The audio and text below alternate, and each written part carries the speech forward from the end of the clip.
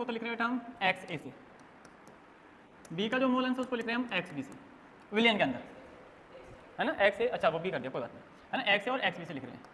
ठीक है, ए वाले के लिए एक्स और बी वाले के लिए एक्स बी। लेकिन गैस के अंदर यहाँ भी तो कुछ मोल अंश होंगे ना, तो गैस के अंदर गैसीय अवस्था में मोल अंश, इसकी बात करें बेटा तो इसमें ए के जो मोल अंश है ना उसको मैं थोड़ा सा डिफरेंस बताने के लिए वाई ए लिख रहा हूँ, और बी के मोल अंश है उसको मैं बता रहा हूँ वाई बी। उम्मीद है यहाँ तक की चीज़ें आपको क्लियर हुई होगी अभी तक, है ना। राउल्ट साहब यहाँ तो जो अप्लाई होगा वो कौन सा नियम लगेगा, राउल्ट, और राउल्ट नियम ये कहता है अगर ए के लिए वास्तव आप निकालूंगा तो वो निकलेगा P A not X A, B के लिए वास्तव आप निकालूंगा वो क्या निकलेगा P B not X B. लेकिन यहाँ जो अप्लाई होगा नियम वो कौन सा होगा,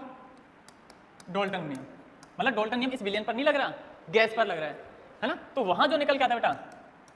पी ए, वो किसके बराबर होता है, एक तो होता है कुल दाब,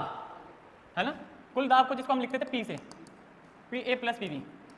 यही है ना कुल दाब, है ना। तो कुल दाब तो एक तो आएगा और एक आएगा उसका गैसीय अवस्था में मोल फ्रैक्शन, मोल अंश, गैसीय अवस्था में मोल अंश कितना है वाई है, गुणा में कुल दाब। अगर मैं बी के लिए निकालना चाहता हूँ तो गैसीय अवस्था में मोल अंश बी का गुणा में कुल दाब,